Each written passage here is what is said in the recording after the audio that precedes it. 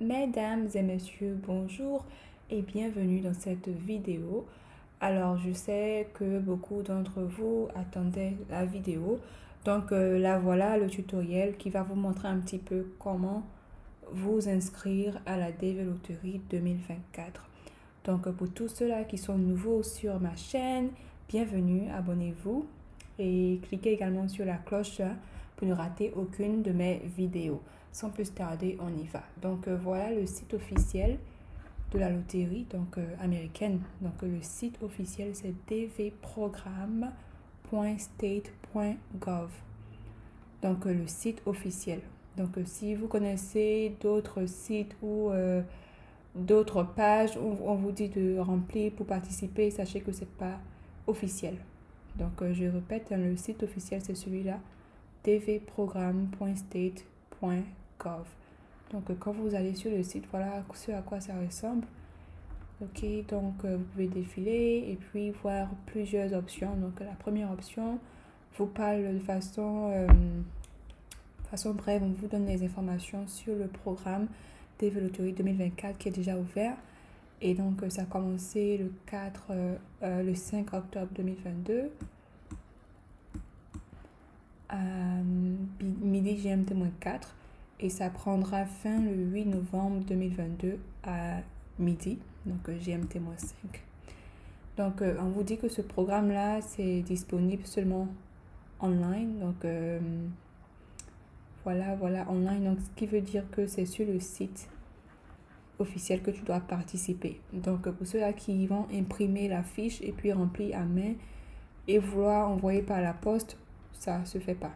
Ok, vous devez absolument remplir sur le site officiel et puis lancer ou envoyer votre candidature directement. Donc, voilà. Ensuite, ici, c'est pour vous parler des instructions. Quand vous allez cliquer dessus, ça vous montre un petit peu la page des instructions. Donc, qui peut participer, quels documents avoir et tout ça. Donc, j'ai un peu coupé là, mais vous pouvez comprendre. Voilà, c'est le site qui est là. Et donc, on revient ici sur le site officiel. Également, cette partie-là, ça vous donne des informations sur les photos qui sont qualifiées donc, pour participer. Donc, cliquez dessus également. Vous pouvez voir les différentes photos acceptées et tout ça. Donc, voilà. Et là, maintenant, le bouton vert, c'est pour commencer à remplir votre fiche d'inscription. OK. Et là, en bas, ici, c'est pour vérifier pour ceux-là qui sont de la DV 2023 ou ceux-là qui ont participé à la DV 2023 mais qui n'ont pas encore vérifié leurs résultats. Vous avez jusqu'au 30 septembre 2023. Voilà, donc vous avez jusqu'au 30 septembre 2023 pour vérifier. Donc, vous cliquez sur le bouton là. Également, vous pourrez vérifier votre statut. Ok, donc voilà. So, how do I go back?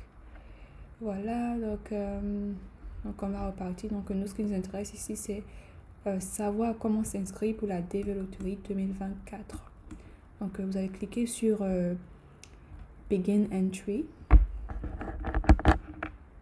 Donc, vous cliquez sur Begin Entry et puis voilà.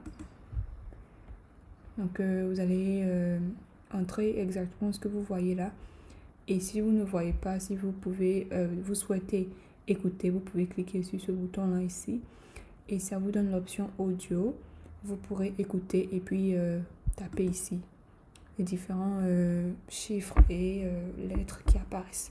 Donc ici on voit R1, BR, 4V, Y6 et Submit. Ok, donc voilà un petit peu à quoi ressemble la fiche d'inscription. Donc ça on met part 1, donc ça c'est la première partie pour la personne là qui s'inscrit.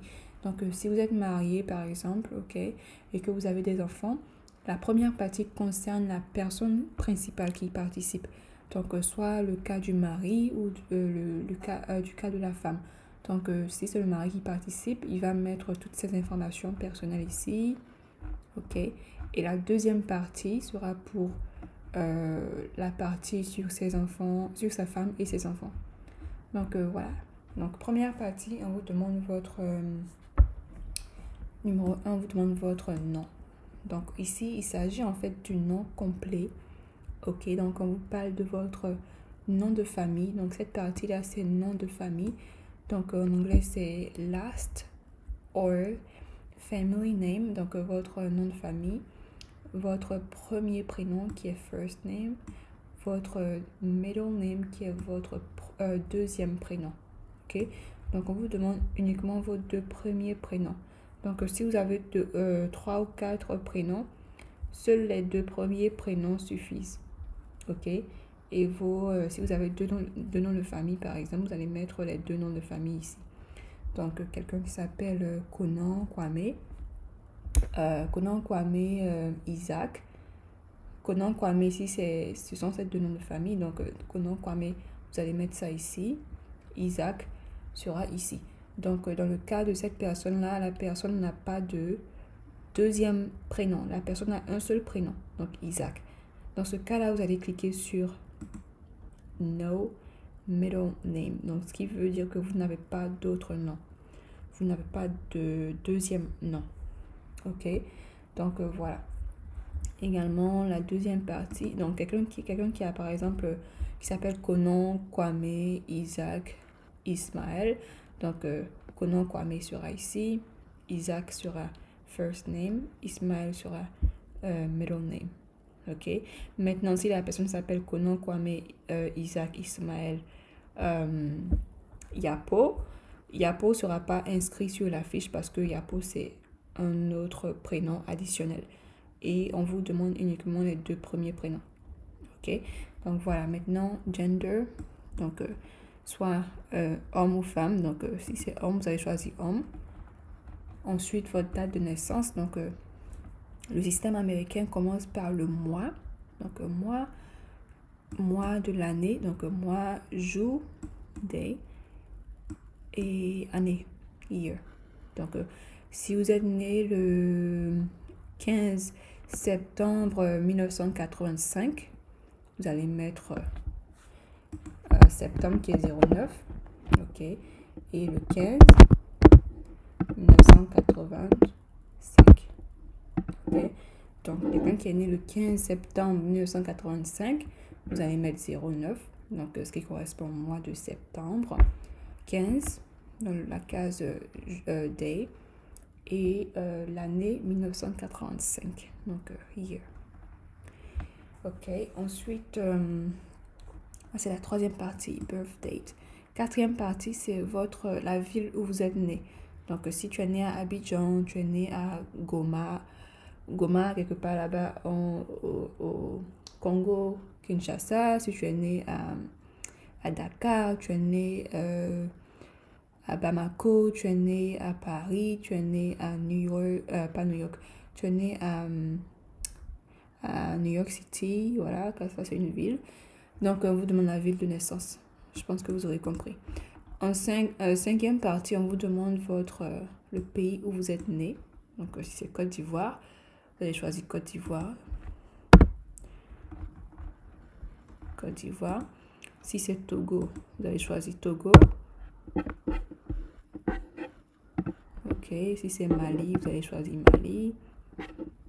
Ok, donc vous comprenez, si c'est Congo. Si c'est Congo, prenez le temps de bien lire parce qu'il y a deux Congos. Il y a Congo Kinshasa et il y a Congo Brazzaville. Ok, vérifiez bien avant de choisir. Et ensuite, sixième partie, là, c'est la condition d'éligibilité. Et j'ai déjà fait une vidéo sur ça, donc vous pouvez aller visiter ma chaîne. Visiter ma chaîne et puis regarder la vidéo. Donc normalement, le pays d'éligibilité, c'est le pays où tu es né. Maintenant, si tu veux réclamer le pays de ta femme ou de tes parents, si tu n'es pas né dans un pays éligible, tu peux le faire. Ok, mais j'ai bien expliqué tout ceci dans la vidéo. Donc, vous pouvez vérifier ma chaîne et puis regarder cette vidéo-là. Donc, si tu es né au Congo, normalement, on te demande là, est-ce que tu réclames l'éligibilité basée sur le pays de naissance. Donc, dans ce cas-là, c'est oui. Le Congo Kinshasa est éligible à participer à la développerie. Dans le cas de quelqu'un qui est né, par exemple, au Nigeria, Nigeria, where is it? Donc, quelqu'un qui est né au Nigeria comme ça, Nigeria n'est pas éligible. Donc, si on vous demande, are you claiming eligibility? Based on the country where you were born. La réponse c'est non. Ok, parce que le Nigeria n'est pas éligible. Donc, si tu, par exemple, décides de prendre le pays de tes parents parce que tes parents n'étaient pas résidents du Nigeria quand tu es né, donc par exemple, si tes parents sont ivoiriens, donc tu vas choisir Côte d'Ivoire. Ok, so Côte d'Ivoire. Donc voilà. Maintenant, en septième partie, on vous demande votre photo. Et la photo doit vraiment respecter les différentes conditions qu'on vous a demandées, hein, 600 x 600 pixels. Si ça ne respecte pas, quand vous allez mettre la photo en bas ici, vous allez voir que ça sera rouge. On va vous dire que votre photo ne respecte pas les conditions. Et vous ne pourrez pas avancer tant que la photo n'est pas, tant que le bouton en bas n'est pas vert. Ok. Tant que en bas on ne vous dit pas votre photo a été uploaded, a été mise ou comment on dit ça en français, uploaded, a été soumise, donc voilà, sur le site. Normalement, ça doit apparaître en vert. Si ça reste rouge, vous ne pourrez pas continuer et puis aller sur la partie suivante. Donc, la photo doit absolument être correcte. Huitième partie, c'est votre adresse. Donc, l'adresse où vous recevez le courrier. Donc, ici, là, in care of, normalement, c'est le nom de la personne. Donc, si tu reçois le courrier à ton adresse résidentielle, donc Konan Kwame Isaac, qui habite par exemple à, je sais pas, Trècheville, rue des Jardins, quelque chose comme ça. Ok, donc tu vas mettre in care of, tu vas écrire ton nom ici, Konan Kwame, mais ils ont mis c'est optionnel, hein, c'est facultatif, donc tu n'as pas besoin de mettre ça. Tu peux juste écrire directement ici adresse 1, tu peux mettre directement Trècheville, rue des Jardins. Adresse 2 également, c'est optionnel. Ok, si tu veux mettre en face de la pharmacie, je sais pas quoi là, tu peux mettre ça ici si tu veux, mais c'est optionnel. Et ici, c'est la ville. Donc, la ville, c'est Abidjan. Le district également, ça sera le district ou la province. Par exemple, l'État, par exemple, quelqu'un qui est qui habite aux États-Unis, si tu vis à Philadelphie, par exemple, ça sera la ville ici. Et l'État, ça sera Pennsylvanie. Ok. Et le code postal, si vous n'avez pas de code postal, vous pouvez juste cliquer ici, pas de no postal code, vous pouvez cliquer ici directement. Mais si tu as un code postal, ok, donc si tu es en France, je sais pas, quelque part aux États-Unis, Canada, en tout cas les pays qui ont les codes postales, tu peux mettre le code postal ici si tu veux. Ok, et puis tu mets le pays où tu reçois le courrier, donc le pays de l'adresse. Donc si c'est États-Unis, tu vas mettre United States of America. Ok, et maintenant le pays où tu vis aujourd'hui. Ok, et ça c'est très important. Très important. Donc, on vous demande le pays où vous vivez aujourd'hui. Ça n'a rien à voir avec le pays où tu es né. Ok? Tu peux être ivoirien. Ok? Tu es né en Côte d'Ivoire, mais là, en ce moment, tu vis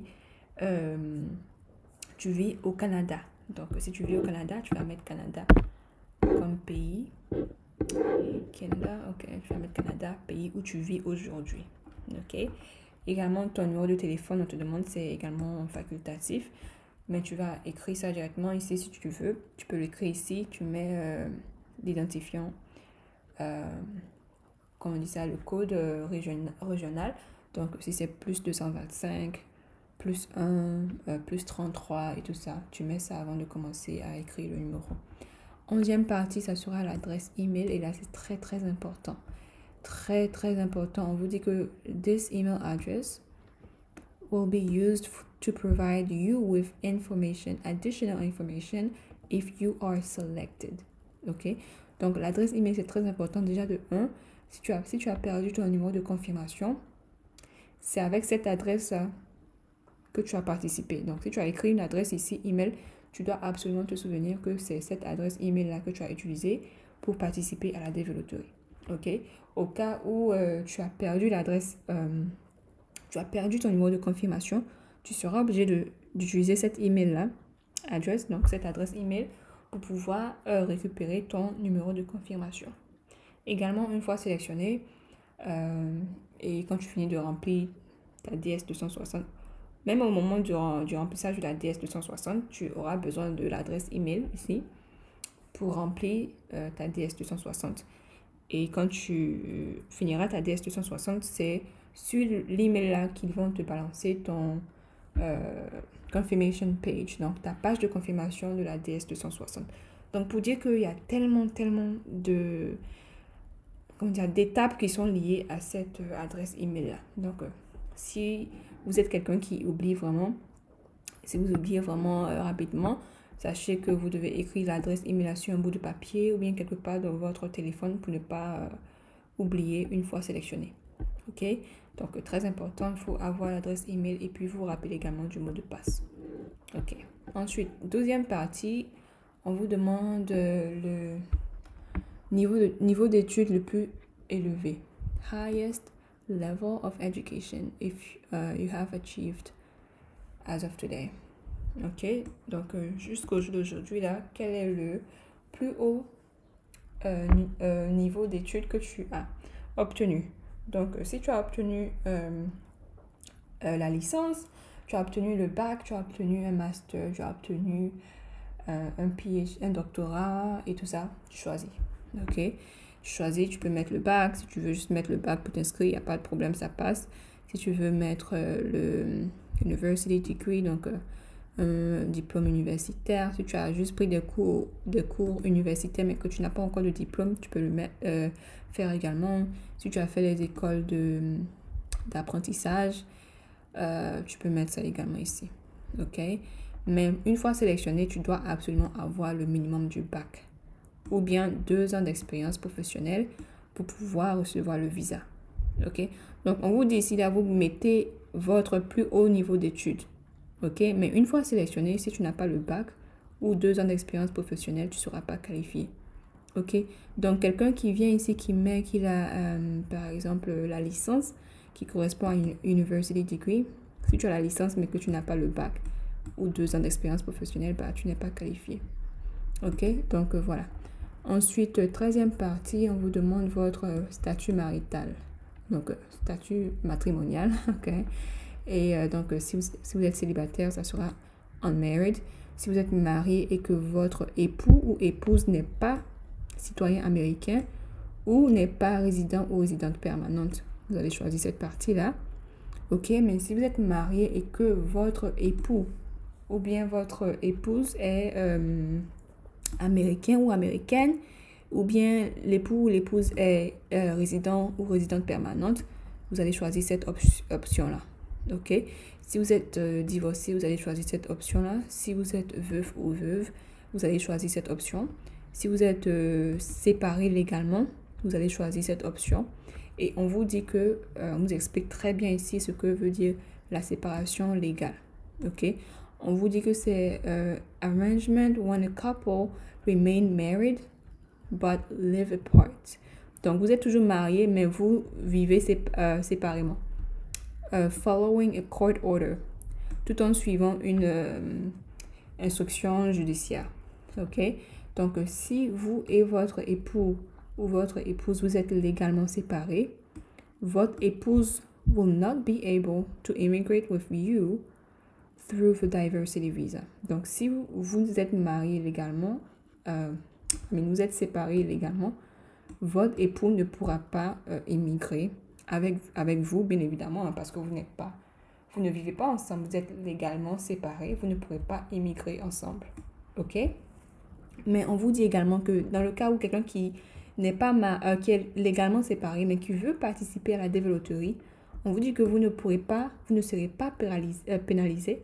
You will not be penalized if you choose to enter the name of your spouse from whom you are legally separated. Donc, on vous dit que même si vous souhaitez de mettre les informations de cette personne-là, vous ne serez pas pénalisé pour ça. Ok? Donc, vous pouvez le faire. Ok? Ça ne pose aucun problème une fois sélectionné. Mais ce qu'on vous dit ici, c'est que si adviendrait que vous êtes sélectionné et que vous voulez voyager avec votre époux ou votre épouse, ça ne serait pas possible. Ok, ça ne sera pas possible parce que vous êtes légalement séparés. Mais pour participer, il n'y a pas de problème. Vous pouvez toujours mettre les informations de cette personne-là. Ok, donc voilà. Et en 14e position, on vous demande le nombre d'enfants que vous avez. Donc voilà. Si vous êtes séparés, mais si vous avez des enfants, Voilà, vous allez choisir 0, 1, 2, 3, 4, 5, 6, 7. En tout cas, vous allez mettre la liste des enfants que vous avez. Et c'est impératif. On vous dit que vous devez mettre tous les enfants que vous avez. OK? On dit children include all biological children, legally adopted children, and stepchildren who are unmarried and under the age of 21 on the date you submit your entry.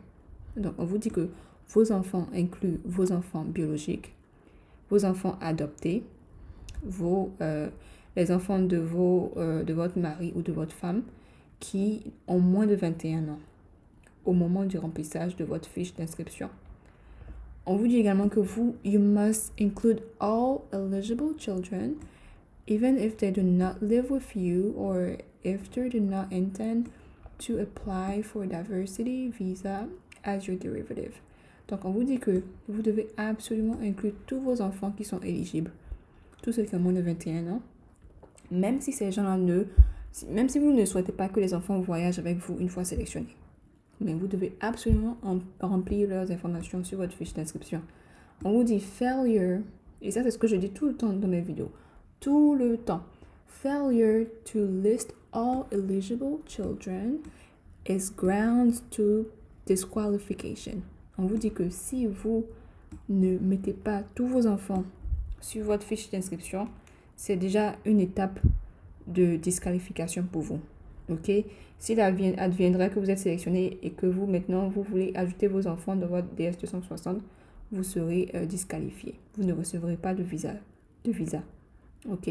C'est pour ça que c'est très important. Même si les enfants ne vivent pas avec vous, vous devez toujours mettre les informations de ces enfants-là.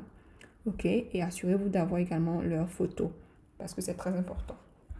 Et on vous dit, if your child is a US citizen or a lawful permanent resident, do not list him or her in your entry. Donc, si votre enfant est résident permanent ou américain, dans ce cas-là, vous n'êtes pas obligé, vous ne devez pas les enregistrer sur votre fiche parce qu'ils ont déjà le visa que tout le monde recherche. Ok, donc ces enfants-là sont déjà américains ou ils sont déjà résidents permanents, donc vous n'avez pas besoin de les inscrire sur la fiche. Mais pour ces enfants-là qui ne sont pas résidents permanents ni américains, dans ce cas, oui, vous devez les inscrire sur votre fiche d'inscription. Ok?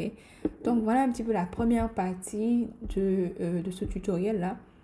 Donc, ça fait déjà 22 minutes, plus de 22 minutes. Donc, je pense que ça sera trop long si j'essaye de continuer. Donc, je vais m'arrêter ici. Et puis, dans une autre vidéo, je vais entamer la deuxième partie.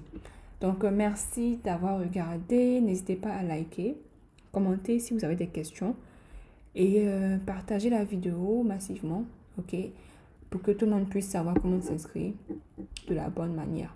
Donc, voilà, merci beaucoup et on se dit à la prochaine. Bye.